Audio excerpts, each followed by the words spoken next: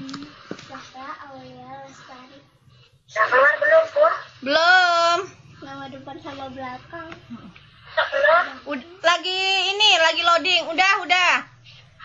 Ya. Bismillahirrahmanirrahim. Assalamualaikum warahmatullahi wabarakatuh. Bapak beserta benar BPK yang saya hormati, Adik Zahra juga yang ikut aktif dalam event ini. Pertama-tama, marilah kita panjatkan kepada Allah karena lama kita nggak ketemu dalam event ini. Adalah event yang kelima. Event terakhir menurut jadwal dari saya dan Pak Bambang. Selanjutnya nanti ini adalah event terakhir dalam BPK untuk angkatan pertama. Dalam event yang kelima ini kita akan bahas bab 4 dan bab 5, pembahasan dan penarikan. Menginjak acara bab 4 yaitu mengenai pembahasan. Pembahasan di sini ada 5 sistematika, yaitu meliputi deskripsi kondisi awal, deskripsi hasil satu, deskripsi hasil belajar 2, pembahasan dan hasil tindakan. Jadi nanti Bapak Ibu menguraikan ada 5 ini.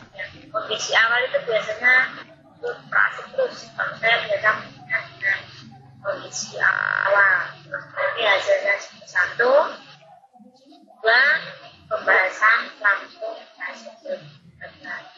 Ingat dulu judul saya yang pernah saya paparkan waktu pertama, yaitu peningkatan keaktifan dan hasil belajar IPA materi bahaya melalui metode percobaan bagi kelas 5 siswa SDN Brono pada semester 2 tahun pelajaran 2016-2017. Dari judul yang saya lakukan itu, di sini nampaklah deskripsi kondisi awal yang akan kita buat, yaitu yang pertama yaitu kita akan membuat deskripsi dari keaktifan belajar IPA.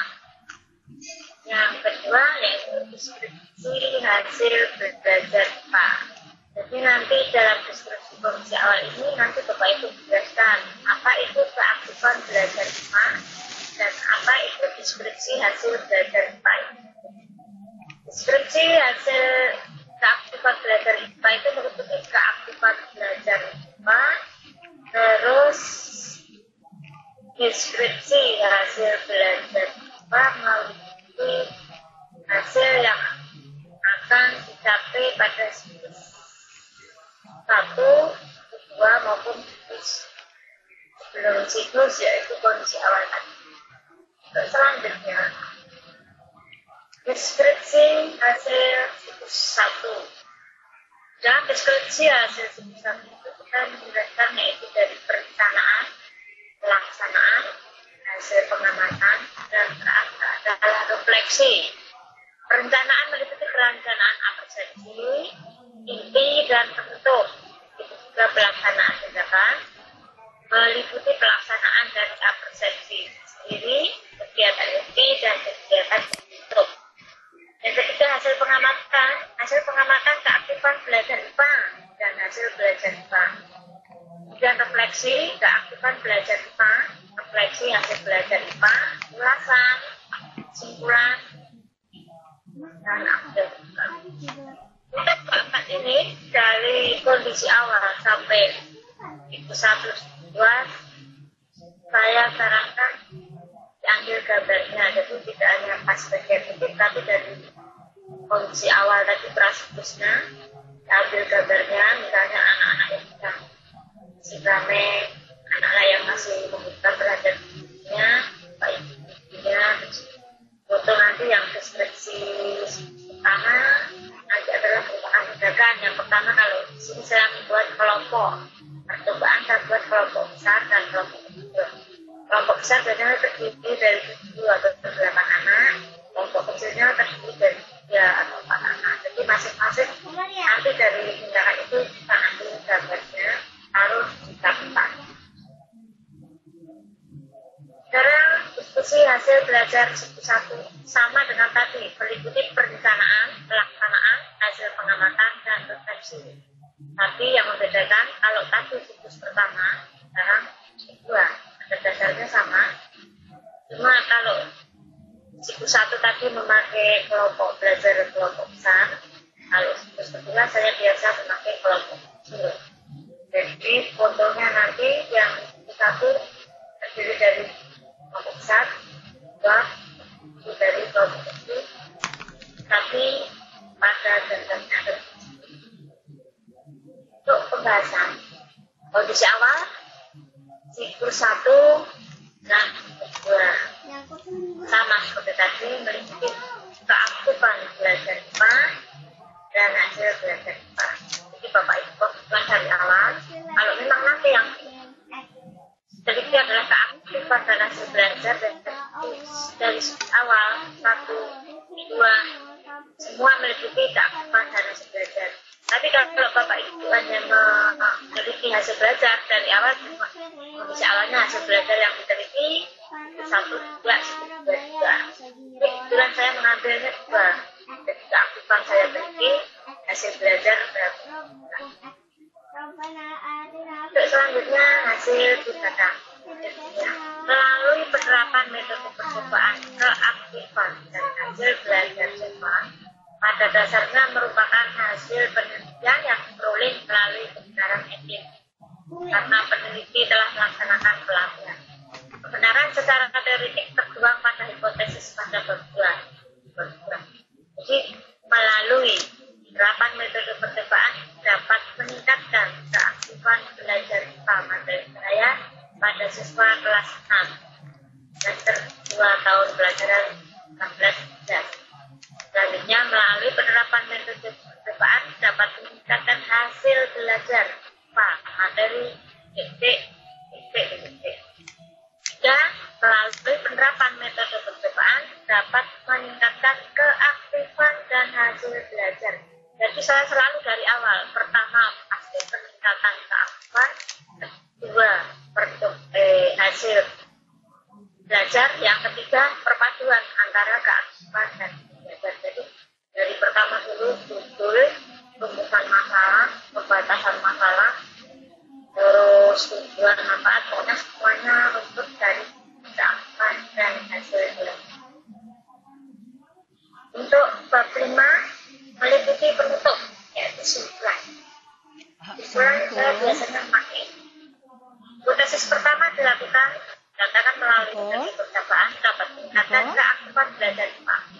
Udah masuk materi titik tadi. Maka dapat disimpulkan bahwa secara teoretik maupun empiris melalui metode percobaan dapat meningkatkan keaktifan belajar IPA materi.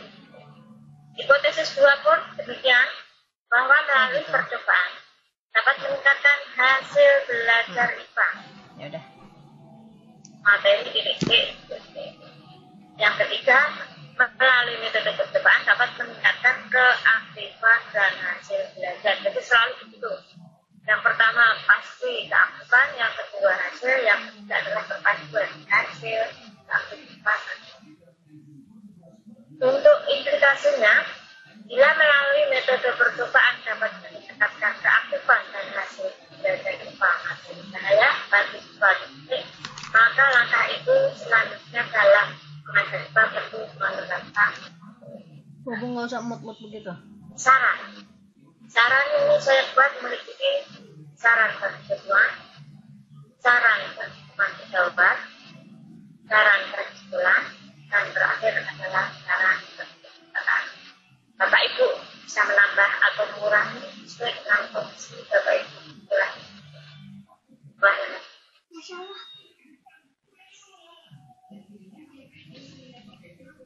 Jadi ini tadi adalah isi dari bab 4 dan bab 5 yang tadi adalah bab 4 hasil tindakan.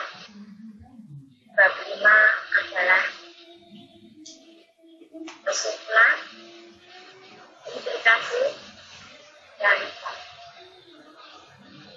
setelah Bapak Ibu selesai mana buat bab 4 sampai bab 5, biasanya PPK ini mudah-mudahan masuk berlaku ya Bapak Ibu, karena kabarnya ini kabur di PPK saya tadi barusan dimonitoring dari kabupaten, itu PPK tetap harus disertakan karena masih pakai peraturan yang kemarin. Jadi saya harus mengisi PPK apa yang saya buat, PTS apa yang saya buat, jurnal apa, makalah apa. Hari ini tadi saya bertanggung-jawaban sama petugas monitoring verifikasi.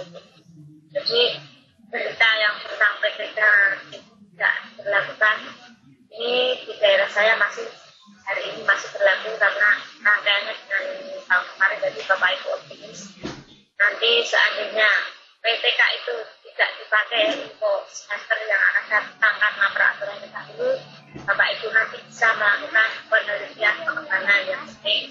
PPK-nya Bapak Ibu sudah didasari, Bapak Ibu bisa membuat jadi nanti dan mengembangkan sesuai yang Bapak Ibu inginkan. Untuk menyempurnakan PPK biasanya harus disempurnakan.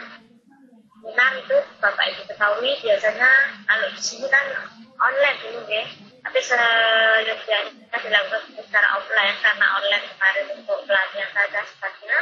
Nanti saya sarankan dilakukan di sekolah, mengundang tiga sekolah yang menggunakan minimal 15 guru, terus membuat PPT seperti kemarin online yang terdiri dari 8 sampai 12 halaman, terserah biasanya 15 halaman maksimal, yang nantinya sebagai rangkuman dalam jurnal. Nah, jadi biasanya itu PPT-nya langsung saya jurnalkan. Saya selalu buat 3 Bu kalau Bapak Ibu ya. PPK, seminar langsung saya jurnalkan jadi satu paket. Jadi nanti seandainya PPK-nya salah, saya dapat nilai dari jurnal. Jurnal saya pakai jurnal provinsi sebenarnya 2. Kalau kabupaten 1, kalau nasional 3 kalau tidak salah. Tapi selama ini saya memakai yang provinsi. Seandainya separah-parahnya PPK saya 0, tapi saya dapat nilai jurnal saya 2. Itu yang menyelamatkan. Jadi itu adalah rahasia dulu saya waktu pelatihan. Tidak usah terlalu geteng isinya sepanang memikirkan PPK, karena PPK itu kadang-kadang tiap asesor lain-lain penilainya. Kita optimis, PPK kita salah, jurnal kita yang benar, jurnal kita yang salah. Itu sudah resiko nih Bapak Ibu, soalnya setiap pemateri atau setiap memberi materi PPK itu biasanya berbeda-beda. Saya pun di sini ternyata juga berbeda dengan teman-teman. Karena saya memakai mungkin ya PPK-nya tahun 2012 saya pakai. Tapi kemarin saya pakai kebetulan saya pakai ini lolos. Dan nanti saya akan teruskan seandainya nanti tidak dipakai ya. Nanti revisinya apa saya jadi tahu. Bapak Ibu yang penting bisa buat dulu. Terus nanti dalam seminarnya saya tanya jawab seperti kemarin itu online. Terus dilampirkan dalam PPK nanti sudah dimasukkan dalam PPK. Nanti baru dinilai oleh nilai berat. Semoga Bapak Ibu yang hadir di sini beserta semua nanti bisa PPK-nya diakui dan masih bisa dipakai karena ini sudah buat peraturan yang kemarin. Kalau peraturan besok mau ganti penelitian pengembangan silahkan. Jadi saya sama Pak Dekan harus menyampaikan sampai selesai materi kami tentang PPK. Semoga Bapak Ibu bisa membuatnya sampai selesai dan saya pulang PPK-nya bisa dipakai dan dipakai. Hanya ini aja Bu Umi dan Bapak Ibu semua yang bisa saya sampaikan ya. Dan bermanfaat, kasih tambahan masih banyak dari Pak Bambang. Sekarang silahkan Bu Umi. Kalau ada yang mau bertanya, kalau tidak ada ya sharing lah antar teman, tidak apa-apa. Baik, sebelum saya buka seksi pertanyaan, di dalam chat sudah ada absen, silahkan Bapak Ibu absen. Lalu sekarang kita akan panggilkan dulu Pak Bambang untuk menyampaikan materi bab 4 dan bab 5. Silahkan Pak Bambang. Halo Pak Bambang. Halo. Halo Pak Bambang. Halo.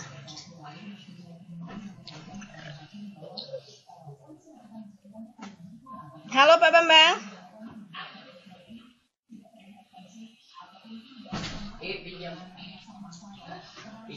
Halo Pak Bambang.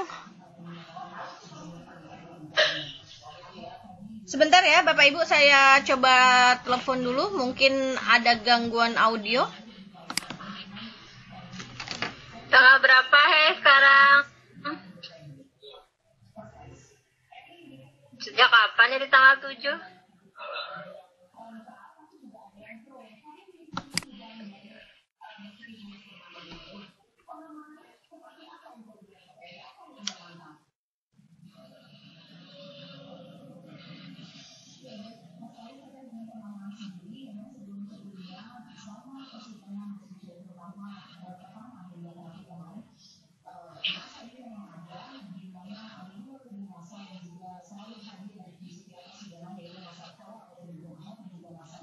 Assalamualaikum.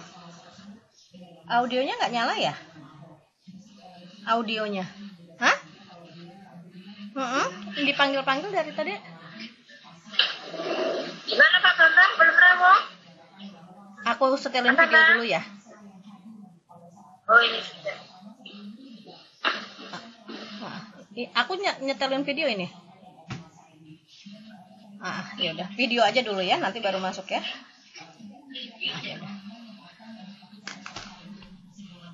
Baik Bapak Ibu, sambil Pak Bambang ini audionya, kita lihat videonya dulu. Sebentar dulu, ini videonya kok nggak nyala ya. Sebentar ya Bapak Ibu ya.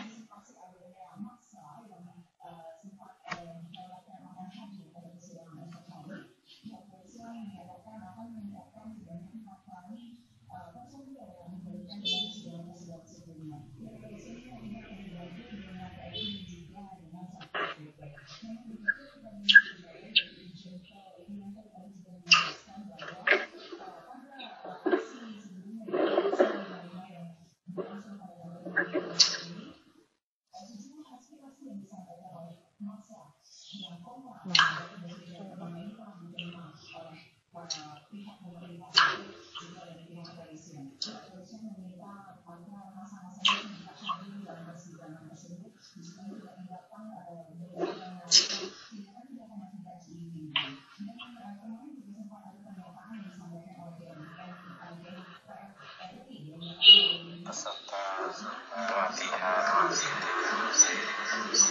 setelah beberapa bulan kita bersama. Pada kali ini izinkan saya Bambang Setiawan selaku penyaji materi dalam pelatihan ini untuk kembali bersama Bapak dan Ibu memaparkan kajian tentang bahasa dan komunikasi.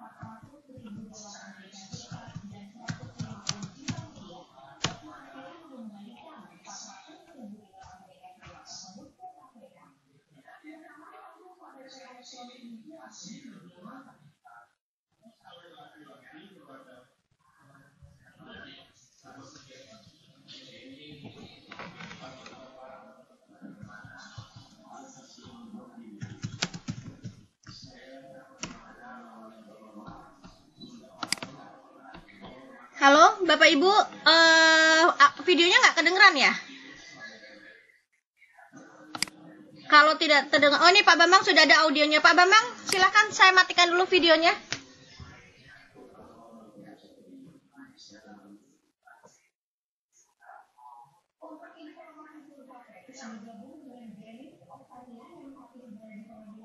Baik Pak Bambang, silakan.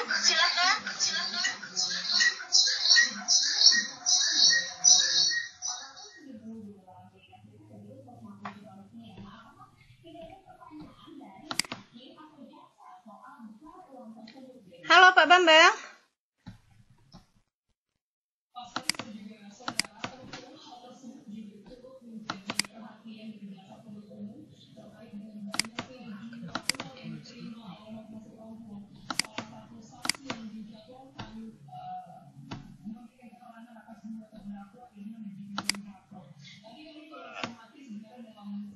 Halo, silakan Pak Bambang. Halo.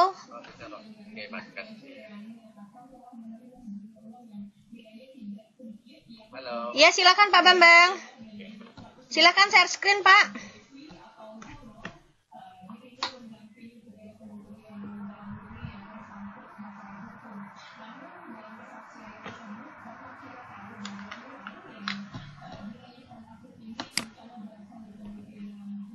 Bapak dan Ibu. Terima kasih.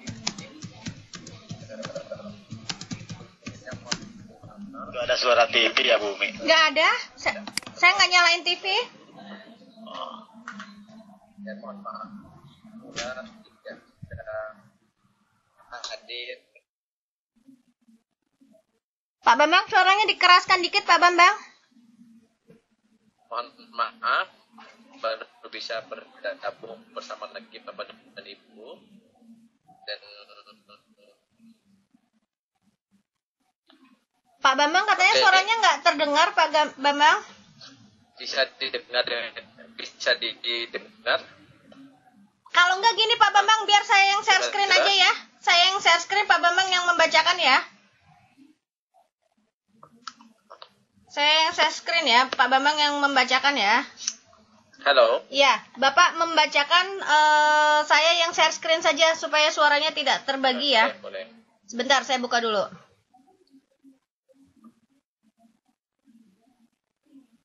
Ini ya Pak.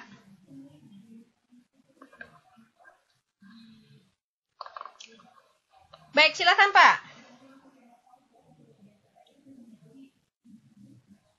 Halo Pak Bambang. Halo Pak Bambang.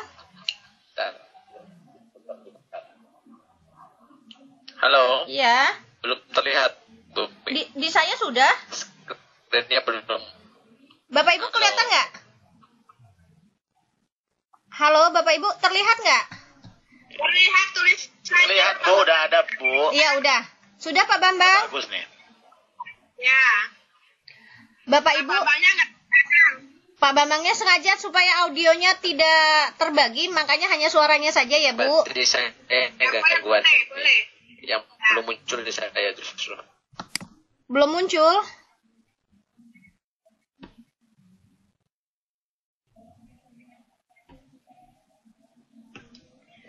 Di Pak Bambangnya belum muncul katanya Bu. Oh, di Pak Bambangnya belum muncul. Pak Bambang buka PPT-nya Pak Bambang aja Saya gimana? belum muncul. Karena di aku sudah hasil penelitian dan pembahasan gitu ya. Bapak Ibu, PPT-nya sudah saya share di grup ya. Jadi kalau di Webex tidak terlihat, Bapak Ibu bisa melihatnya di grup WA, sudah saya bagikan di sana. Jangan lupa absen di ruang chat. Sebentar Bapak Ibu ya, kita tunggu Pak Bambang dulu. Silahkan Pak Bambang, masih belum terlihat.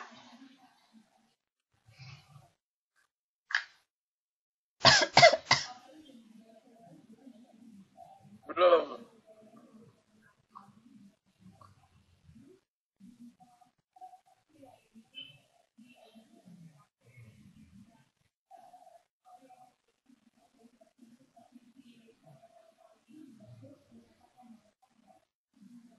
Nah, kok hilang? Oh, Pak Bambang lagi share screen. Oke.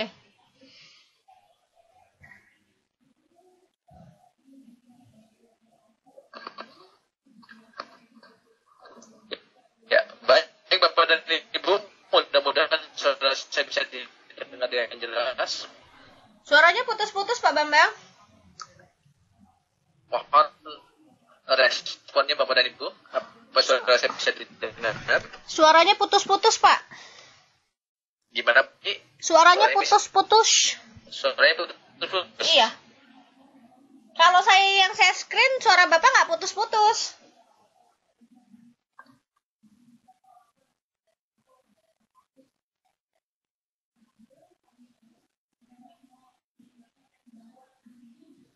Ya, coba saya keluar aja.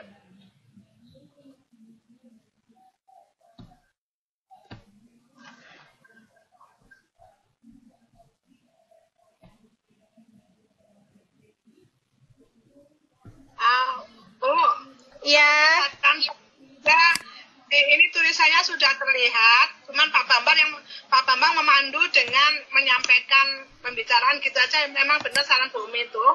Ini tulisannya sudah ada, tinggal suaranya Pak Bambang benar Bu. Ibu, sebentar ya, di Pak Bambangnya tidak terlihat. Jadi Pak Bambangnya mau bicara apa juga dianya bingung. Sebentar ya, Ibu. Oh gitu ya. Iya, sebentar ya.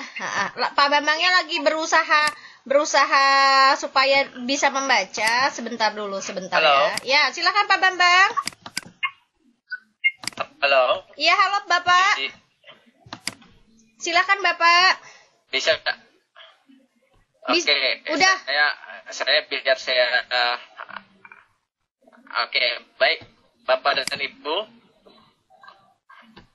Oke, Bapak dan Ibu, mudah-mudahan bisa didengar dengan jelas. Bisa Pak, bisa. Oke, Bapak dan Ibu, pada sesi pertemuan kali ini, Vikon kelima kita, setelah beberapa Vikon kita istirahat dan kembali bersama lagi, mudah-mudahan bab 1, 2, dan 3 sudah sebagian ada yang sudah rampung, sebagian sudah bisa menindaklanjuti pada kegiatan penelitiannya. Dan pada sesi kali ini kita akan coba menindaklanjutin hasil penelitian, ataupun kita coba menginterpretasi apa-apa yang harus kita lakukan selama penelitian tersebut. Baik, pada Vikon ke-5 kali ini kita akan langsung menggabungkan 2 bab terakhir dari penelitian kita, yaitu bab yang keempat tentang pembahasan, serta bab yang ke-5 itu berhubungan dengan penutup, di mana dalam penutup itu pada intinya adalah penarikan kesimpulan dan sekaligus saran untuk tindak lanjut penelitian berikutnya. Slide berikutnya, Bu Mi. Baik Pak, bentar. Hasil penelitian dan pembahasan. Hasil penelitian dan pembahasan ini secara umum itu bisa kita pilah menjadi 2 kondisi yang dipaparkan. Bisa kita pilah menjadi 2 pemaparan kondisi. Yang pertama, hasil penelitian ini berisikan gambaran kondisi kelas sebagai subjek dari penelitian kita, dan yang kedua berupa deskripsi hasil dari penelitian yang telah kita lakukan. Adapun gambaran kondisi kelas itu berisikan yang sangat utama itu adalah kondisi kelas sebelum penelitian itu dilakukan dan kondisi kelas setelah penelitian itu dilakukan. Sementara deskripsi hasil penelitian merupakan hasil penelitian sesuai dengan tujuan penelitian, baik dalam bentuk substansi, jumlah, maupun urutan penyajiannya. Nah, dalam deskripsi ini juga disajikan kelebihan sekaligus kekurangan dari perencanaan dan pelaksanaan setiap siklus yang telah kita laksanakan. Nah, dari sinilah kita akan mengetahui pemaparan lebih lanjut apa yang menjadi kelemahan dari siklus, dan kelemahan itu akan menjadi langkah penyempurnaan pada siklus berikutnya. Demikian juga pada siklus yang awal, kita juga bisa melihat apa kelebihan dari siklus tersebut, sehingga kelebihan itu bisa dipertahankan pada siklus berikutnya. Dalam menyajikan hasil penelitian, ini banyak teknik.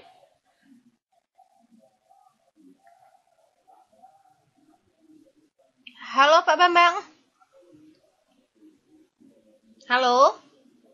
Putus ya? Bentar ya, Pak Bambangnya kayaknya jaringannya agak terganggu.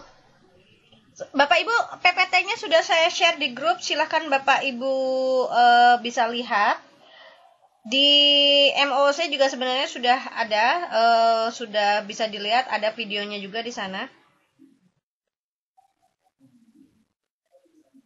Ya, lebih lanjut, mohon maaf Bu Mi, Iya. terputus. Ya, kita lanjut. Dalam slide berikutnya Bu Mi. Slide berikutnya. Bentar, yang mana ya? Yang ini ya? Iya. Yang ini, Pak? Yang kurva. Iya, grafik. ini kurva kan? Grafik. Iya, ini grafik. Oke. Baik Bapak dan Ibu, kurva, grafik ataupun tabel ini adalah salah satu bentuk teknik menyajikan hasil penelitian. Nah, di mana kemudahan atau keuntungan kita menggunakan sajian seperti ini sebagai contoh aja Bapak dan Ibu ya. Misalkan dari sebuah penelitian ada 2 siklus yang sudah dilakukan. Berarti data yang kita kumpulkan nanti ada 3, yaitu sebelum siklus dilakukan, siklus pertama, dan siklus kedua. Nah, tentunya dengan sajian seperti ini, kita akan bisa mendeskripsikan secara langsung baik kondisi sebelum, kondisi saat siklus pertama dan siklus kedua. Sebagai contoh di sini Bapak dan Ibu, pada diagram batang yang pertama itu menunjukkan nilai rata-rata. Dari sini kita bisa melihat adanya perubahan rata-rata yang dicapai dari sebelum PTK itu dilangsungkan pada siklus 1, siklus 2.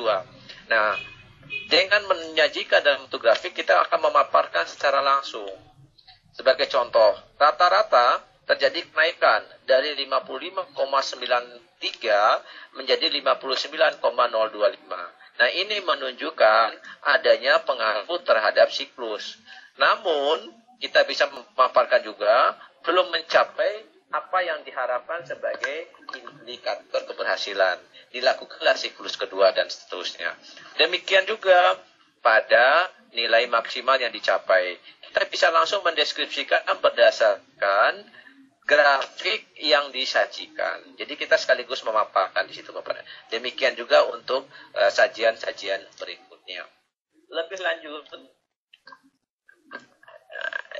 dilanjut Bumi ya. Oh iya. Slide berikutnya. Nah, Bapak dan Ibu, untuk memperkuat pembahasan di bab 2 kita telah memberikan kajian berupa hasil penelitian yang relevan. Nah, hasil penelitian yang relevan pada bab 2 itu masih merupakan gambaran umum. Nah, gambaran khususnya seperti apa? Kita mengambil kembali penelitian yang relevan tersebut yang langsung menyentuh pada hasil penelitian kita. Nah, sebenarnya Bapak dan Ibu, saya lebih setuju jika hasil penelitian yang relevan itu disimpan di bab yang tentang pembahasan, tidak di bab kedua, supaya tidak terjadi pengulangan sajian. Sudah di bab 2, di bab 4 lagi. Karena kenapa cenderung lebih setuju di bab 4? Ini langsung mengarah pada poin-poin yang menjadi sasaran apa yang akan kita ulas terhadap keberhasilan yang kita capai dalam setiap siklus. Namun tidak ada salahnya juga seandainya mau ditulis ulang, tidak salah. Lanjut, Bumi. Itu bab yang keempat. Nah, bab yang terakhir itu berisikan kesimpulan dan saran. Ya, slide berikutnya ya, Bumi ya. Kesimpulan dan saran, teknik yang paling mudah untuk mengumumkan sebuah kesimpulan itu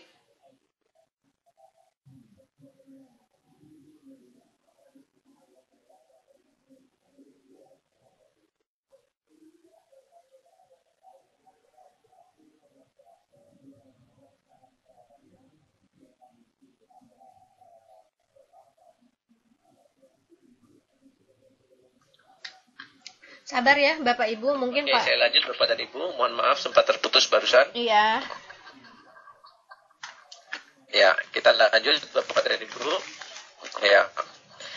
Oke, pada bab ke-5 berupa bab penutup itu berisikan kesimpulan dan saran. Kesimpulan itu bisa dirujuk kembali berdasarkan apa yang ditulis di bab 1, khususnya yang mengarah pada rumusan masalah. Karena apa? Kesimpulan adalah jawaban dari permasalahan yang dituangkan di bab 1.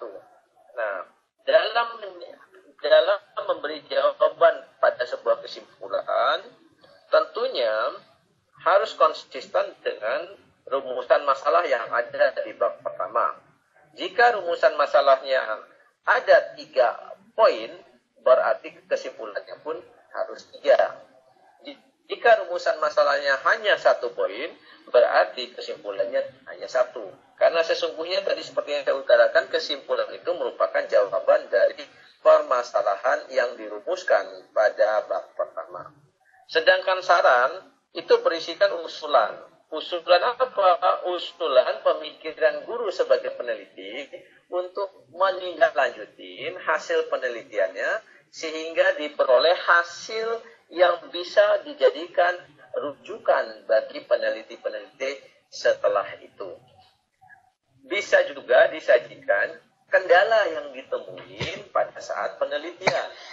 Nah, sehingga saran yang berupa kendala ini akan menjadi acuan yang untuk dihindari oleh peneliti-peneliti berikutnya. Nah, itu tentang kesimpulan dan saran. Lebih dan kurangnya, mohon maaf Bapak dan Ibu, itu saja mungkin yang bisa saya sajikan pada akhir dari Fikon ini. Oke, lanjut Bumi, saya serahkan selanjutnya sepenuhnya pada host. Baik, Bapak Ibu yang mau bertanya saya persilahkan. Di sini sudah ada Bunda Rosani. Silakan Bunda Rosani. Terima kasih Bu Umi, Pak Bambang. Assalamualaikum warahmatullahi wabarakatuh. Waalaikumsalam warahmatullahi wabarakatuh. Saya bertanya ini antara Bu Suci ya, Bu Suci dulu ya, nanti yang diberi pembekalan dari Bu Suci. Di situ ada perencanaan tindakan. Perencanaan tindakan yang akan diuraikan nanti apakah bisa berupa uraian cerita gitu, gambaran kegiatan itu bisa nggak? Atau berupa, kalau RPP kan jelas dalam bentuk lampiran. RPP kita uraikan di situ, itu bisa ya dalam perencanaan tindakan. Jadi gambaran RPP itu kita tuangkan dalam bentuk uraian gitu di perencanaan tindakan. Itu satu.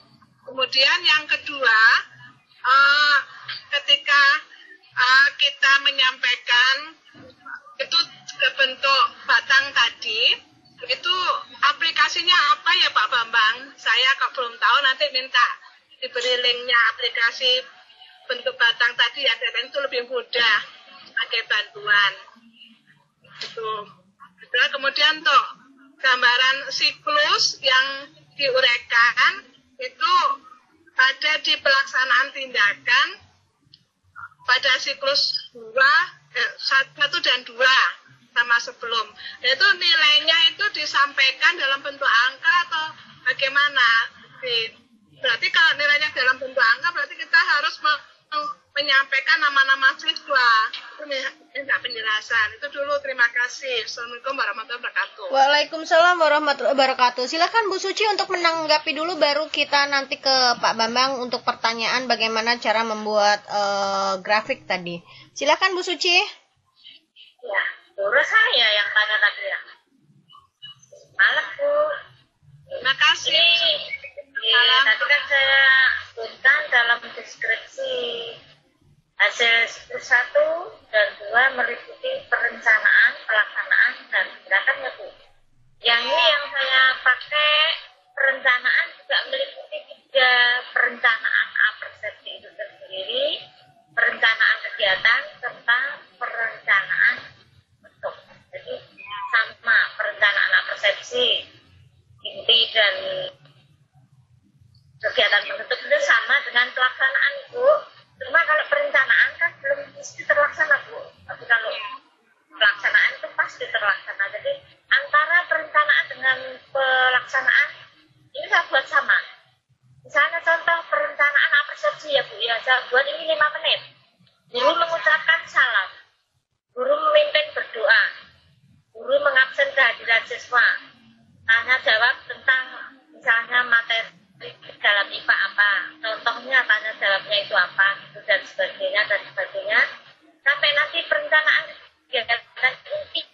dibuat di sini 50 menit. Meliputi yaitu pembentukan kelompok. Itu namanya rencana ya Bu. Dan kelompok saya tadi buat kelompok besar, kelompok kecil. Kalau kelompok besar 2 anak, 8 anak. Kalau kelompok kecil 2 anak. Terus kegiatan intinya sama juga Bu. Penutupnya juga sama, latihan tindak lanjut dan PM. Ini adalah perencanaan saya. Terus perencanaan itu sendiri karena sudah saya rencanakan, langsung saya buat dalam pelaksanaan. Pelaksanaan itu sendiri juga meliputi persepsi, inti dan bentuk yang persis sama dengan yang saya rencanakan. Itu Ibu, jadi sama, tulisannya sama gitu Pak. Memang saya harus rencanakan dulu. Ya, selain itu dari RPP pada kegiatan proses pembelajaran kan ya? Ya. Ini yang di bab 4 khusus Bu, nanti RPP-nya lain lagi. Iya, yang RPP-nya dalam bentuk lampiran, tapi paling tidak kita mengacunya dari RPP yang kita gunakan dalam perencanaan sama pelaksanaan kan? Ya, jadi perencanaan dan tindakan itu sama, cuma namanya rencana khusus kita laksanakan dan tidak kalau pelaksanaan pasti saja yang Ya, terima kasih yang untuk Pak Bambang ini aplikasinya Batu pasti bagaimana ya Bu? Terima kasih. Baik, silakan Pak Bambang, aplikasinya apa katanya Pak Bambang?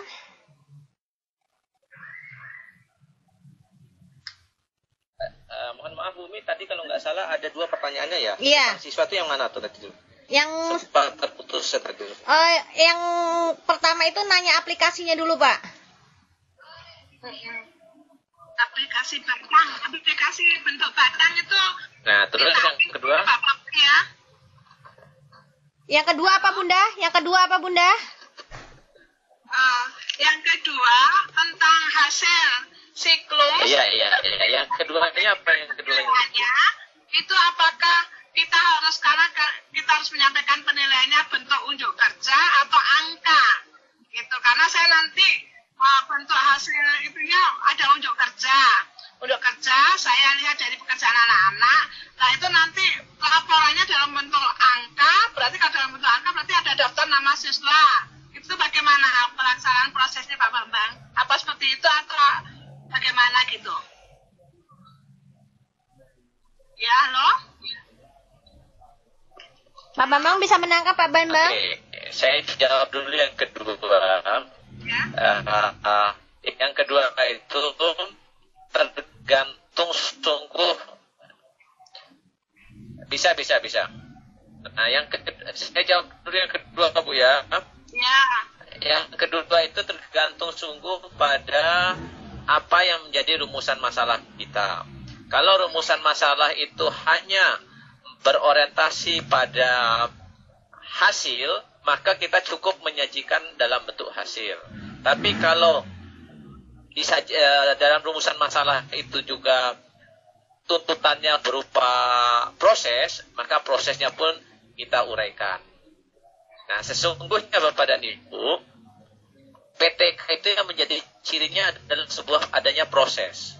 Jadi proses ini bisa Bapak dan Ibu tuangkan seperti tadi yang Bu Suci sampaikan tentang ada perencanaan, ada tindakan. Nah, proses itu masuk pada penjelasan uraian Bapak dan Ibu pada tindakan. Nah, kemudian bagaimana dengan nama-nama siswa? Silahkan aja, boleh disajikan. Tapi saya sarankan agar tidak terlalu banyak penulisan bentuk angka-angka dan sebagainya yang ada di pembahasan. Cukup itu simpan semua dalam lampiran. Nanti tinggal hasil akhirnya aja yang dituangkan dalam pembahasannya. Nah, kemudian bagaimana dengan yang diagram batang tadi? Ibu kalau mengolah data biasanya kerjanya pakai apa, Bu? Pakai Word atau pakai Excel? Word Excel saya lebih mudah pakai Word Excel tuh saya kurang canggih dan bingung gitu loh. Saya biasanya pakai Word udah gitu. Di Word ada Excel. Excel ya.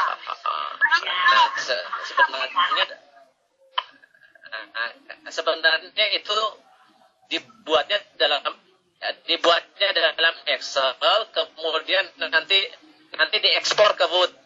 Saya ulangi Bu ya. Nanti itu sebenarnya dibuatnya dalam Excel, kemudian hasilnya itu Ibu tinggal copy bawa ke Word aja. Nah, kalau di Excel itu itu di ininya, di apa namanya, di menunya itu ada menu tentang data. Jadi Ibu tinggal sajikan terlebih dahulu angka-angka yang hendak dibuat, kemudian data tinggal dibawa ke apa namanya, ke menu data. Itu tinggal pilih mau grafik model apa aja, di sana ada. Mau dalam bentuk grafik, mau bentuk diagram dan sebagainya, di situ ada semua. Tinggal pilih mau seleranya yang seperti apa. Itu saja mungkin dari saya. Nah, hasil grafik atau apa namanya, diagram batang tadi. Halo? Sebentar Bapak Ibu, putus-putus.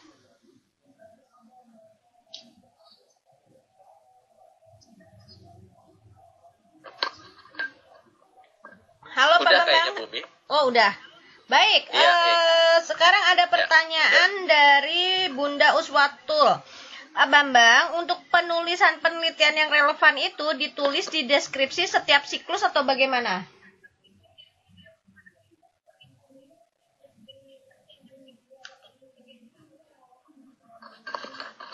Di akhirnya saja, Bu. Jadi misalkan begini, kita sudah mendeskripsikan semua. Deskripsi yang pertama itu deskripsi berdasarkan ulasan kita. Misal, menggunakan metode A itu dapat meningkatkan hasil proses belajar, hasil prestasi, hasil belajar siswa itu berdasarkan data atau capaian yang kita lakukan dalam penelitian. Kemudian di paragraf berikutnya, yang didapat dalam penelitian ini sesuai juga dengan hasil penelitian si A misalnya, yang penelitian si A tentang ini yang menyatakan ungkapan hasilnya, dan penelitian si B tentang ini dan seperti ini. Nah, artinya penelitian kita lakukan itu tidak hanya kita yang melakukan, tetapi ada orang-orang lain yang melakukan, yang kebetulan hasilnya relevan dengan apa yang kita lakukan.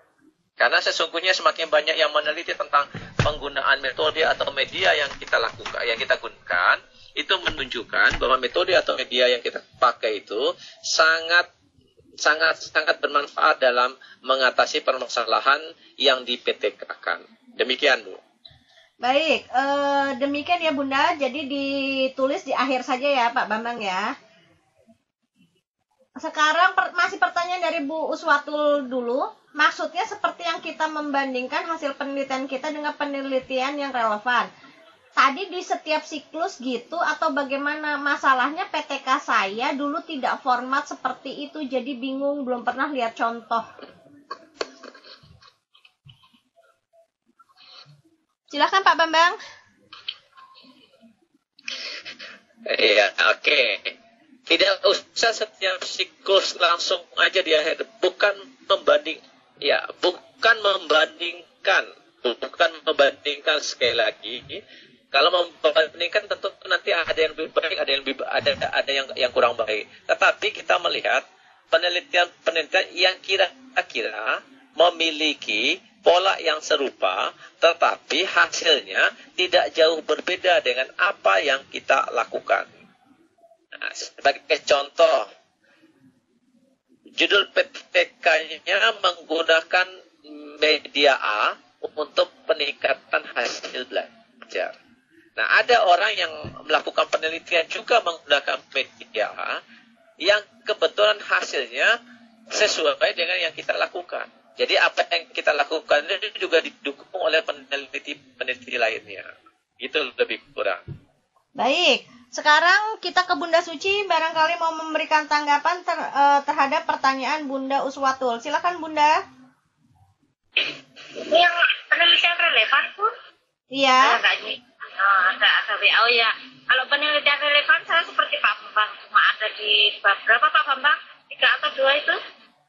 Saya cantumkan satu aja, misalnya saya metode percobaan saya ambil dari Bambang Setiawan, SMA 15, halaman sekian, dengan petikannya apa yang mengarahkan pada penelitian itu. Kalau saya seperti itu selama ini. Jadi saya merujuk pada penelitian yang sudah dilakukan sebelum saya, misalnya Pak Bambang, halaman berapa, bunyinya bagaimana, yang merujuk pada metode percobaan yang saya buat.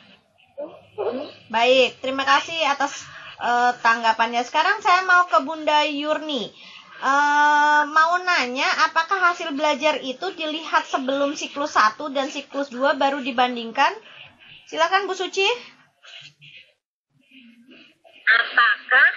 Apakah hasil belajar itu dilihat sebelum siklus 1 dan siklus 2 baru dibandingkan? Apakah hasil belajar dilihat sebelum siklus 1 atau siklus 2 baru dibandingkan? Bukan begitu. Hasil belajar kan Bukan begitu. dari apa? Bukan begitu, Bu. Pertanyaannya begini. Pertanyaannya, apakah hasil belajar itu dilihat sebelum atau siklus 1 dan siklus 2 baru dibandingkan? Sebelum itu maksudnya kondisi awal atau klasikus maksudnya? Berarti kondisi kondisi awal ya, ini. saya kondisi awal tetap ada hasilnya juga saya lihat. Terus siklus 1-nya saya lihat, siklus 2-nya saya lihat, jadi 3 perbandingan saya 3 Bunda selama ini. Jadi siklus awal tetap saya tampilkan, siklus awalnya seperti ini, siklus awal, kondisi awal saya tampilkan, siklus 1-nya seperti ini, siklus 2 seperti ini. Jadi 3-3-nya saya bandingkan. Baik. Satu lagi pertanyaan dari Bu Yurni sebelum ke Pak Bambang. Berapa jumlah minimal dalam sebuah penelitian? Murid. Iya. Itu tergantung murid kita sendiri, Bu. Kalau di SD dipatok murid nggak bisa, kan? Karena ada kadang yang muridnya cuma 10, ada yang 20. Jadi murid menurut kondisinya masing-masing. Jadi tidak ada muridnya cuma 10, mau nyari kemana? Jadi tidak ada batasan minimal, yang penting PTK itu dilakukan di dalam kelas, begitu ya? Ya. Baik, silakan Pak Bambang menanggapi pertanyaan Bu Yurni. Apakah hasil belajar itu dilihat sebelum siklus 1 dan siklus 2 baru dibandingkan? Sebelum siklus 1 dan 2 atau siklus 1 dan 2 dibandingkan? Silakan Pak Bambang. Udah jelas dari Bu Suci tadi. Sudah jelas ya? Nah, kalau untuk jumlah siswa, disarankan jangan terlalu sedikit jumlah siswanya. Karena kalau siswanya terlalu minim, nanti berpengaruh pada persentase yang kita harapkan, yang kita jadikan target. Karena kalau misal siswanya ada 10, 1 orang nggak hadir, itu sudah 10%. Atau 2 orang yang gagal, itu sudah 20%. Jadi sangat, semakin sedikit jumlah siswa kan pengaruh pada persentasenya itu nanti akan sangat besar selisihnya. Tapi bagaimana kalau di satu kelas dirujuk pada standar pelayanan minimal pendidikan, maka yang namanya satu kelas itu minimal 20 orang. Itu kalau kita menggunakan rujukan ke arah sana. Kalau satu kelasnya kurang, mau bagaimana lagi, sudah begitu adanya. Tapi kalau saya boleh sarankan, kalau seandainya kelas itu jumlah siswanya terbatas, itu bukan salah guru, tapi pihak manajemen sekolah lah yang harus lebih cekatan untuk mensiasati kelas-kelas yang jumlahnya minim tadi. Itu saja saya. Kalau saya bilang sih, seandainya masih bisa dihindar, jangan mengambil jumlah kelas yang siswanya sedikit. Itu saja. Jadi seperti itu ya. Karena semakin sedikit jumlah siswanya, nanti prosentasenya akan berpengaruh gitu ya.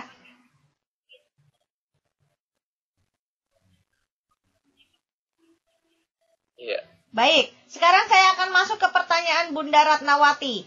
Apakah penelitian yang relevan itu boleh dari penelitian sendiri yang dilakukan tahun lalu? Silakan Bu Suci. Namanya penelitian relevan ya kalau bisa dari orang lain dong Bunda.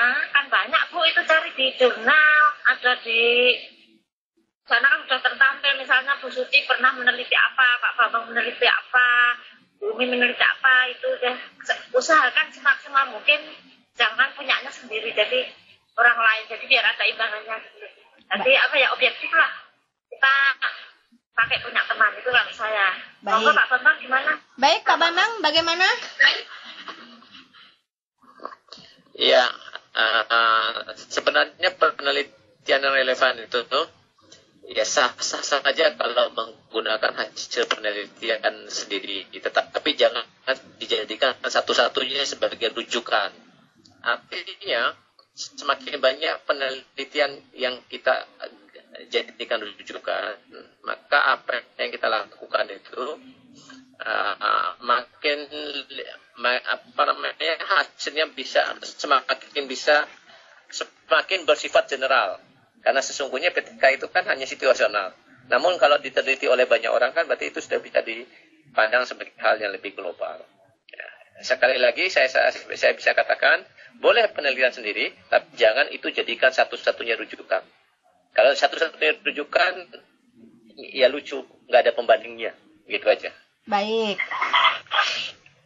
Boleh, tapi sebaiknya jangan hanya mengacu pada penelitian sendiri. Seperti itu ya kesimpulannya ya. Sekarang saya mau ke ini pertanyaan dari Bu Uswatu lagi menyusul. Penelitian yang relevan itu apakah harus penelitian yang menggunakan model pembelajaran yang sama? Apakah bisa penelitian yang menggunakan model sejenis seperti cooperative learning? Berbeda modelnya.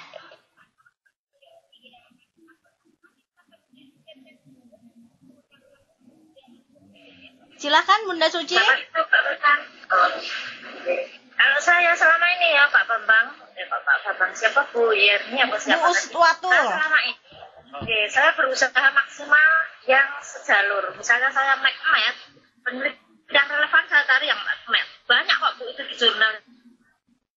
Itu misalnya saya pakai Jigsaw, saya juga cari yang relevan yang Jigsaw. Tapi nanti tipanya sama wawasannya itu biar mirip gitu. Jadi boleh kooperatif karena kalau usahakan jadi samalah.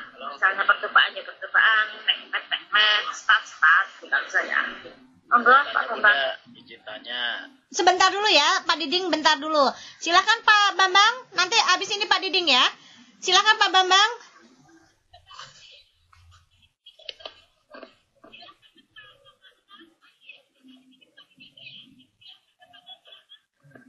Oke, kalau untuk metode yang digunakan, kita rujukannya yang pertama yang lebih spesifik.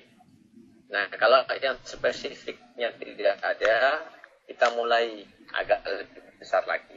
Jadi kita cari yang rantingnya sama. Kalau nggak ada rantingnya sama, ya yang sedahan lah. Kalau nggak ada yang sedahan, yang sepohon lah. Kalau tidak ada yang sepohon, ya mungkin ada yang satu umbi atau satu bonggol. Ya seperti itu lebih kurang. Jadi diusahakan mencari yang sama dulu, baru kalau tidak ada ke atasnya makin besar gitu ya Pak ya. Tapi diusahakan harus yang sama dulu gitu ya. Besar.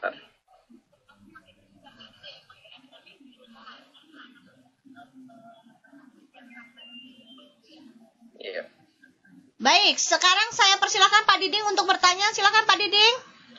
Ya, terima kasih. Assalamualaikum Pak Bambang, Pak Bunda Suci. Saya kan belum melakukan penelitian karena kelas 12 sudah tidak ada lagi KBM. Apa yang mesti saya lakukan?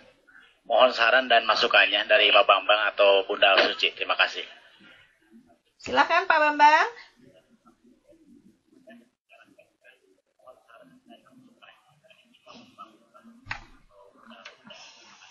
Ya Kak, simpel aja Pak. Simpel saja Kak. Otomatis Bapak sudah menyiapkan proposal penelitiannya.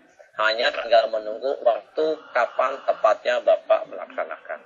Jadi kalau sudah sampai waktunya ya tinggal laksanakan saja. Itu aja saran saya. Tinggal laksanakan aja. Yang penting Bapak sudah tahu jalur-jalurnya yang Bapak harus lakukan apa. Tinggal mengeksekusinya. Untuk eksekusinya kan tentunya kita nunggu timing yang pas. Itu aja mungkin. Mungkin tanya ajaran baru Pak ya? Tahun ajaran baru Pak. Pak Bambang, kalau ajaran baru bagaimana?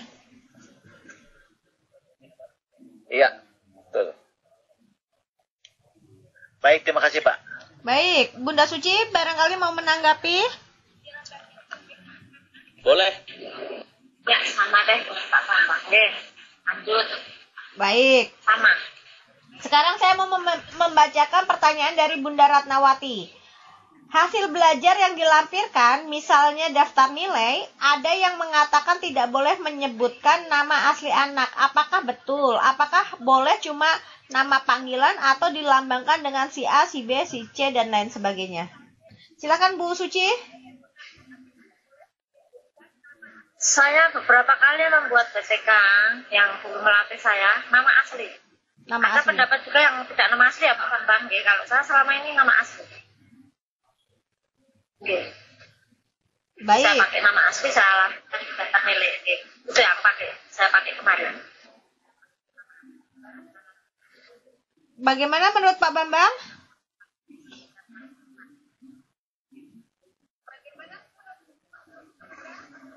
Ya,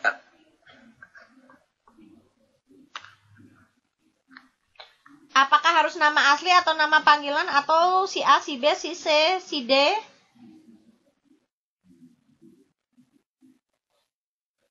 Halo? halo, oke Bumi. Begini kalau menurut saya, apakah harus menulis nama siswa atau cukup dengan inisialnya? PTK itu adalah penelitian yang diorientasikan pada kelas kita sendiri. Nah, karena kita meneliti siswa kita sendiri untuk kita perbaiki, untuk kita lakukan treatment dalam rangka perbaikan dan peningkatan hasil belajar, agar hasil kesaksian siswa itu tidak tertukar dengan nama orang lain. Ya, sebaiknya pakai nama sendiri. Beda dengan penelitian eksperimen. Kalau penelitian eksperimen itu bisa dilakukan bukan terhadap siswa kita, tapi siswa orang lain pun kita lakukan. Nah, di situ kita melihat capaian anak bukan dianggap sebagai bukan apa ya, sifatnya sedikit agak rahasia dengan si sumber data. Beda di situ antara penelitian PTK dengan eksperimen. Kalau eksperimen hanya kita inisialkan, tetapi kalau PTK saya sarankan gunakan nama, karena itu kan sekaligus untuk nilai kita Bapak dan Ibu. Itu kan adalah bagian dari penilaian yang kita lakukan dalam proses belajar kita sebenarnya. Ya, itu saran dari saya. Baik, demikian saran dari Pak Bambang dan Bunda Suci tentang pertanyaan Bunda Ratna. Sekarang dari Bunda Rini. Pertanyaan pertama, RPP siklus 1 apakah harus berbeda dengan siklus 2? Pertanyaan kedua, misalnya RPP siklus 1 KD pengetahuan, KD 3, RPP siklus 2-nya keterampilan. Apakah soal evaluasinya juga dibedakan kisi-kisi soalnya? Silakan Bu Suci. Saya antara siklus 1 dan 2 berbeda. Dari kisi-kisi soal sampai kunci jawaban berbeda. Tapi satu jalur. Dari satu bentuk, tapi cuma materinya yang berbeda. Itu Bunda Umi. Baik. Silakan Pak Bambang untuk menambahkan. Ya, salah satu ciri dari PTK yang kita lakukan dengan evaluasi tersebut itu tidak boleh mengganggu target kurikulum. Artinya siklus 1, siklus 2 dan selanjutnya bukan merupakan proses pembelajaran berulang. Materi ajarnya tetap berlanjut. Hanya pada treatmentnya yang kita berikan perlakuan yang sama, dalam artian sama dasarnya. Namun realnya di siklus kedua setelah mengalami penyempurnaan. Nah, karena merupakan materi berlanjut, otomatis RPP-nya berbeda. Kalau RPP-nya berbeda, maka instrumen penilaiannya pun berbeda. Demikian dari saya. Baik, jadi seperti itu ya Bunda Rini. Mudah-mudahan jawabannya bisa menjawab pertanyaan yang Bunda lontarkan. Baik Bapak Ibu, di ruang chat saya tidak melihat ada yang bertanya, maka saya persilahkan yang mau bertanya, silahkan nyalakan mic-nya dan bertanya pada Bu Suci dan Pak Bambang. Silahkan.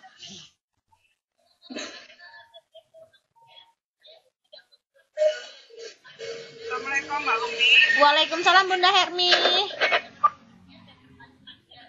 Ya, terima kasih Bunda Umi. Iya Bunda. Assalamualaikum warahmatullahi wabarakatuh. Waalaikumsalam. Pak Bambang, Bunda Suci bertanya. Saya mengajar di kelas 10. Alokasi waktunya 4 kali 45 menit. Itu 1 kali pertemuan menyajikan 1 KD. Nah, kalau misalnya saya menganggap 1 kali pertemuan itu saya pecah menjadi 2 kali pertemuan, jadi 2 kali 45 menit. Dari 1 KD beberapa indikator yang berbeda, apakah boleh seperti itu dan Bunda Suci? Jadi begini, karena misalnya saya masuk hari Senin, saya sajikan 1 KD 3 misalnya. Kemudian alokasi waktunya kali 45 menit.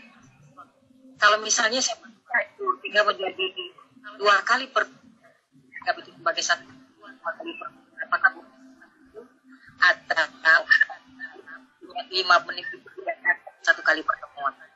Demikian Pak Bang. Terima kasih Bunda. Iya, sama-sama Bunda. Silahkan Pak Bambang menanggapi pertanyaan Bunda Herni. Iya,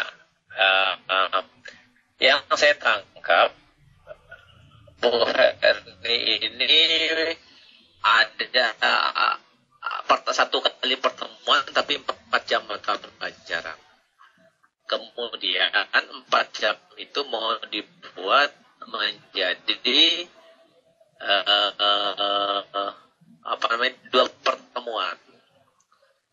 Katakan yang pertama di siklus 1 ininya, nanti di pertemuan 2 siklus 2-nya. Nah, pertanyaan saya kapan merefleksinya? Kapan menilainya, kapan merefleksinya, kapan memberi penyempurnaannya? Tentunya pasti nggak ada waktu di situ. Maka idealnya antara siklus pertama dan siklus kedua itu ada jeda. Jedahnya ini dimanfaatkan, diperuntukkan untuk tadi merefleksi hasil yang diperoleh dari siklus sebelumnya. Jadi kalau sekedar strategis saja, bisa saja seperti ini Bu. Jadi misalkan pertemuan pertamanya Ibu lakukan, ini kalau sudah beda siklus ya, tapi kalau seandainya masih di satu siklus nggak masalah. Jadi misalkan begini, jam 1-2 itu materi sebelum, tapi yang Ibu pakai untuk PTK-nya jam 3-4. Kelanjutan materi 1-2 tadi. Kemudian dievaluasi, direfleksi. Nanti jam 1-2 pada pertemuan berikutnya, itu bisa lakukan pada tahapan siklus. Tentunya di situ sudah ada jeda untuk memberi kesempatan kita merefleksi hasil temuan kita. Baik dalam bentuk hasil evaluasi maupun hasil observasi yang telah dilakukan. Demikian. Baik, sekarang Bunda Suci silahkan.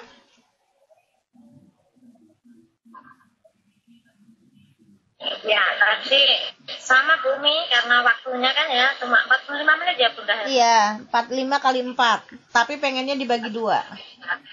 Ya, bisa bagi 2 kali pertemuan, 1 kali pertemuan 2 kali 45 menit deh.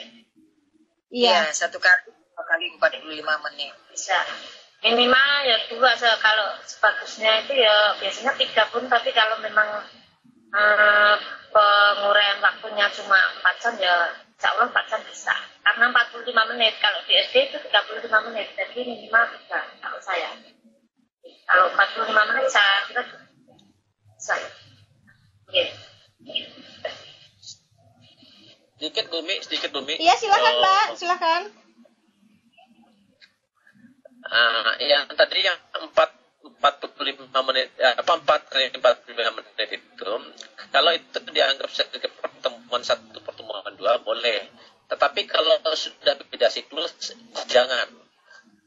Tapi untuk satu siklus masih boleh.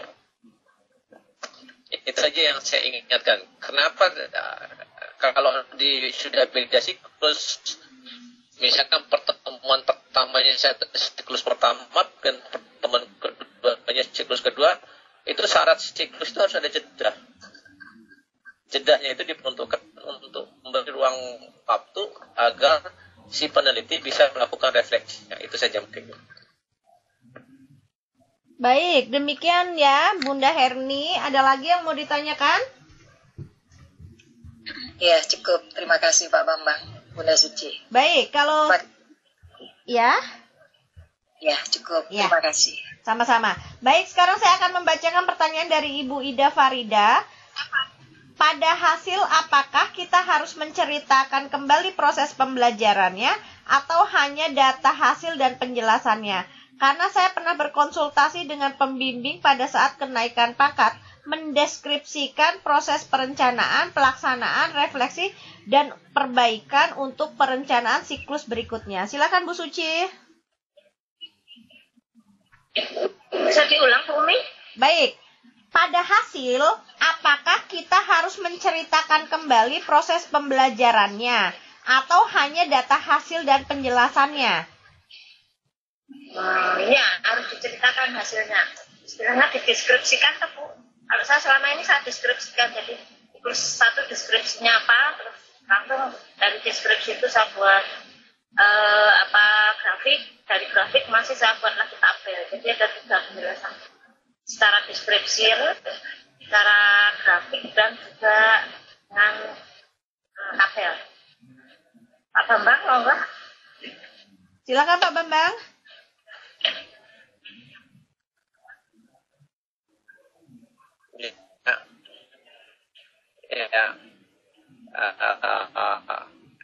Hasil penelitian itu kan sesungguhnya tahapan PTK mulai dari prasiklus, siklus 1, siklus 2, dan selanjutnya. Nah, dari prasiklus menghasilkan siklus 1, itu akan terjadi perubahan. Perubahan itu diakibatkan oleh apa? Itulah kita ceritakan. Jadi boleh berpikir menyajikan data dulu dan menjawab mengapa itu terjadi. Boleh juga menceritakan apa saja yang dilakukan dari prasiklus sampai dengan siklus pertama sehingga diperoleh data. Jadi boleh seperti yang jelas, lebih bagus kalau ada data yang dilakukan penggambarannya, deskripsinya dari data tersebut. Nah, demikian juga nanti dari siklus 1 ke siklus 2 dijelaskan lagi. Nah, itulah yang dimaksud dengan pembahasan dari sebuah hasil penelitian. Ya, gitu aja Bumi.